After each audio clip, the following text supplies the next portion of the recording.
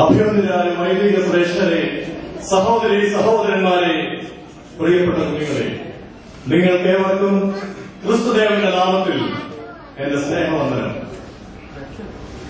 പരിശുദ്ധനായ പൗലോസ് അപ്പോസ്തലൻ എബ്രായ ലേഖനം 4-ാം അധ്യായം 12-ാം വാക്യത്തിൽ ദർശിച്ച സജീവവും ഊർജ്ജസ്വരവും ഇരുതലവാളിനേക്കാൾ മൂർച്ചയേറിയതും ചേതനയിലും ആത്മാവിലും സന്ധിബന്ധങ്ങളിലും മജ്ജയിലും തുളച്ചു കയറി ഹൃദയത്തിന്റെ വികാരങ്ങളെയും നിയോഗങ്ങളെയും നിരൂപിക്കുവാൻ കെൽപ്പുള്ളതായ തിരുവചനം നാം ധ്യാനിക്കുവാൻ ഒരുങ്ങുന്നതായ ഈ വേളയിൽ നമുക്ക് നമ്മുടെ ചിന്തകളെ യെരുശലേം നഗരത്തിന്റെ കിഴക്ക് ഭാഗത്തുള്ള ഒലിവുമലയുടെ കിഴക്കേ ചരിവിലുള്ള ബെഥനി എന്ന ഗ്രാമത്തിലേക്ക് ഉയർത്താം.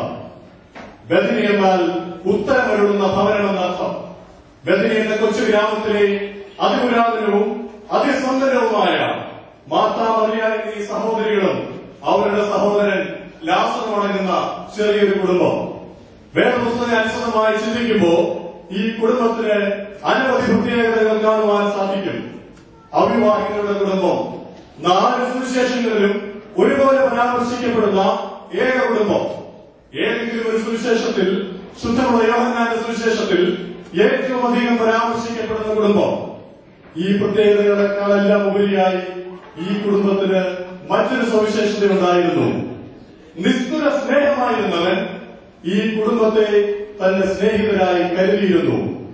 ലോകരക്ഷകൻ തന്റെ ലോക വ്യാപാര കാലത്ത് നടത്തിയിരുന്ന യെരുശലേം യാത്രകളിൽ പലതവണ ഈ കുടുംബത്തിൽ അതിഥിയായി എത്തുവാനും അവരുടെ ആതിഥേയത്വം സ്വീകരിക്കുവാനും സന്മനസ് കാണിച്ചിരുന്നു.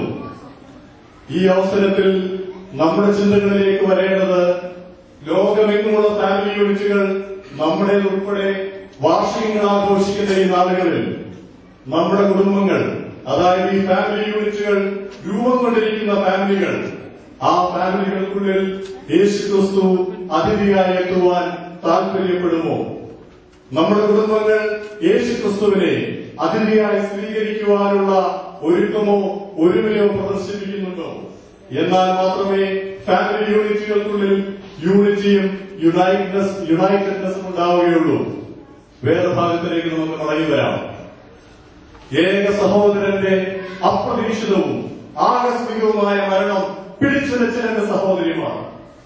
പ്രാണപ്രിയനായിരുന്ന സ്നേഹിതന്റെ അകാല നിര്യാണത്തിൽ ഉള്ളം നൊന്ത് കരങ്ങി ദുഃഖാർത്ഥനായി നിൽക്കുന്ന യേശുക്രിസ്തു അവിടെ കളമൊരുങ്ങിയത് പൂർണ്ണ മനുഷ്യനിൽ നിന്ന് പൂർണ്ണ ദൈവത്തിലേക്കുള്ള ഒരു മഹാപ്രയാണത്തിന്റെ, അതിവേഗതയേറിയ പ്രയാണത്തിന്റെ ഉദാത്തമായ ഒരു ഭാവമായിരുന്നു. കേവല മനുഷ്യനെ പോലെ തന്റെ സ്വന്തം സ്നേഹിതന്റെ മരണത്തിൽ ദുഃഖിച്ചു നിന്ന യേശുക്രിസ്തു ഏതാനും നിമിഷങ്ങൾക്കുള്ളിലാണ് ജീവദായകന്റെ ജീവൻ നൽകുന്നതായ ശബ്ദത്തോടെ ലാസറെ പുറത്തു വരിക എന്ന് ആജ്ഞാപിച്ചത്.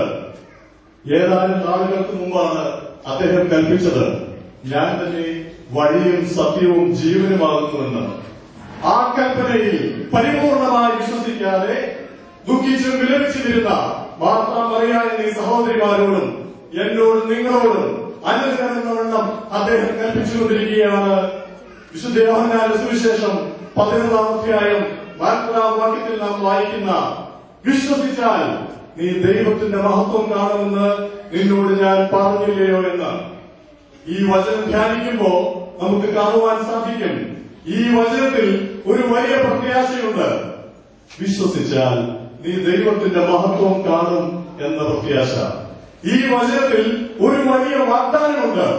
നീ വിശ്വസിക്കുക, എന്നാൽ നീ ദൈവത്തിന്റെ മഹത്വം കാണും.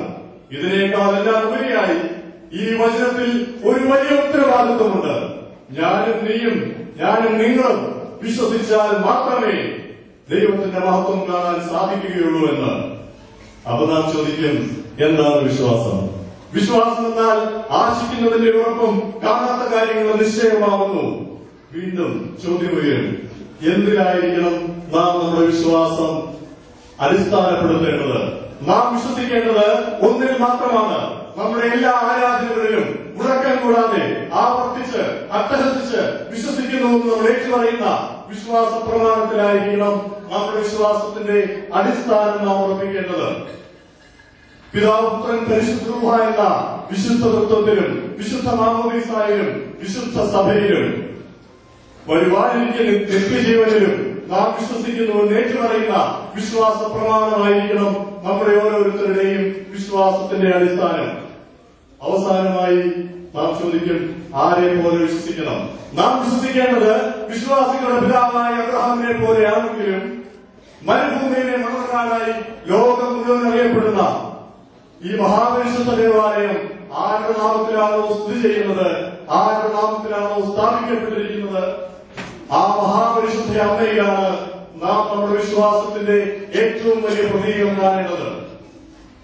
കേവലം 14 വയസ്സുള്ള ബാലികയുടെ അടുക്കൽ ഗബ്രിയേൽ മാലാഖി ഇറങ്ങി വന്ന് കൃപ നിറഞ്ഞോടെ നിനക്ക് സമാധാനം, ഞങ്ങളുടെ കർത്താവ് നിന്നോടുകൂടെ, നിന്നിൽ നിന്നും ദൈവപുത്രൻ ജനിക്കുമെന്ന് അരുളി ചെയ്തപ്പോ ഭയപ്പെടാതെ, പതറാതെ, അവിശ്വസിക്കാതെ ആ ദൈവവിശ്വത്തിന് കീഴ്പ്പെട്ട പരിശുദ്ധ ദൈവമാതാവിലായിരിക്കണം നാം നമ്മുടെ വിശ്വാസം നമ്മുടെ വിശ്വാസം ആ പരിശുദ്ധ ദൈവമാതാവ് നമുക്ക് കാണിച്ചു തന്ന ആ പ്രതീകത്തിലായിരിക്കണം നാം സ്ഥാപിക്കേണ്ടത്. അങ്ങനെ ദൈവത്തിൽ വിശ്വസിച്ച് ദൈവത്തിന്റെ മഹത്വങ്ങൾ കാണുവാൻ ഇനിയും അവസരങ്ങൾ നമുക്കുണ്ടാകട്ടെ. നമ്മുടെ കുടുംബങ്ങളിൽ യേശുക്രിസ്തു അതിഥിയായി പാർക്കാനെത്തട്ടെ. നമ്മുടെ കുടുംബങ്ങൾ യേശുക്രിസ്തുവിനെ അതിഥിയായി സ്വീകരിക്കുവാൻ തക്ക ഒരുക്കവും ഒരുമയുമുള്ള കുടുംബങ്ങളായി മാറട്ടെ. അങ്ങനെ നമ്മുടെ ഫാമിലി യൂണിറ്റുകൾ സ്നേഹത്തിന്റെയും സാഹോദര്യത്തിന്റെയും സമാധാനത്തിന്റെയും ഉത്തമ ഉദാഹരണങ്ങളായി മാറട്ടെ എന്ന പ്രാർത്ഥനയോടെ എന്റെ എളിയ വാക്കുകൾ അവസാനിപ്പിക്കുന്നു. ദൈവത്തിന്റെ നാമത്തിന് മഹത്വം ഉണ്ടാകട്ടെ.